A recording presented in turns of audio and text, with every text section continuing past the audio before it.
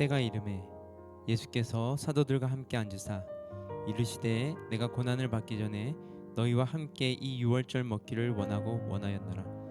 내가 너희에게 이르노니 이 유월절이 하나님의 나라에서 이루기까지 다시 먹지 아니하리라 하시고 이에 잔을 받으사 감사기도 하시고 이르시되 이것을 갖다가 너희끼리 나누라. 내가 너희에게 이르노니 내가 이제부터 하나님의 나라가 임할 때까지 포도나무에서 난 것을 마시지 아니하리라 하시고 또 떡을 가져 감사하기도 하시고 떼어 그들에게 주시며 이르시되 이것은 너희를 위하여 주는 내 몸이라. 너희가 이를 행하여 나를 기념하라 하시고 저녁 먹은 후에 잔도 그와 같이 하여 이르시되 이 잔은 내 피로 세우는 새 언약이니 곧 너희를 위하여 붓는 붓이라. 그러나 보라, 나를 파는 자의 손이 나와 함께 상 위에 있도다. 인자는 이미 작전된 대로 가거니와 그를 파는 그 사람에게는 화가 있으리로다 하시니 그들이 서로 묻되 우리 중에서 이 일을 행할 자가 누구일까 하더라. 물질과 세상에 집착하는 사람들과 그 집착을 악용하는 사탄의 이야기가 어제 본문의 내용이라면 오늘 본문의 이야기는 그런 상황 속에서 보여주시는 예수님의 모습들이 기록되어 있습니다.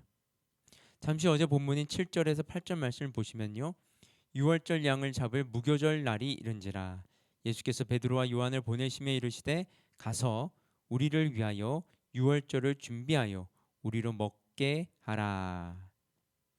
당신을 죽이려는 음모에도 불구하고 예수님께서는 유월절 만찬을 준비하고 계셨습니다.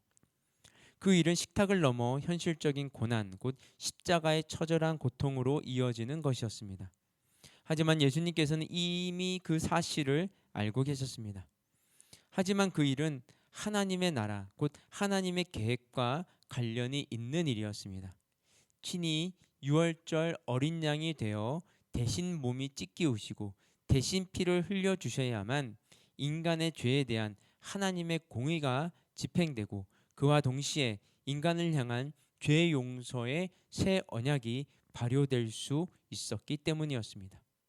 결국 예수님께서는 십자가의 형틀로 발걸음을 내어 디디십니다. 하나님의 나라, 곧 하나님의 뜻과 계획에 초점을 맞추심으로 이 땅의 것들에 대한 집착, 생명에 대한 집착까지도 초월하실 수 있으셨기 때문이었습니다. 예수님께서는 오늘 본문을 통해 그런 날을 기억하라 라고 말씀하고 계십니다. 떡을 나누는 성찬 예식을 통해 우리 죄를 대신해 몸이 찢기우신 당신을 기억하고 잔을 나누는 성만찬 예전을 통해 우리 대신 피 흘려 주신 당신을 기억하길 원하시기 때문이었습니다. 더 나아가 하나님의 나라, 곧 하나님의 뜻과 계획을 바라보며 세상에 대한 집착에서 죽고 하나님의 의에 대해서 사는 그리스도인의 전형적인 당신을 기억하길 원하시기 때문이었습니다. 여러분, 성만찬은 주님과의 연합을 상징하는 예식입니다.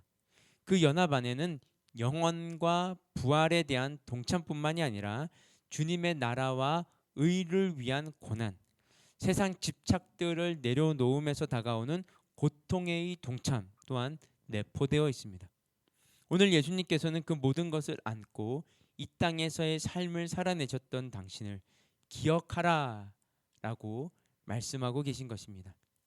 만약 우리가 우리 죄 대신 찢기우시고 피 흘리신 주님, 하나님의 나라를 위해 고난받으신 주님을 기억한다면 그 어떤 사탄의 괴계에도 결코 미혹당하지 않게 될 것입니다.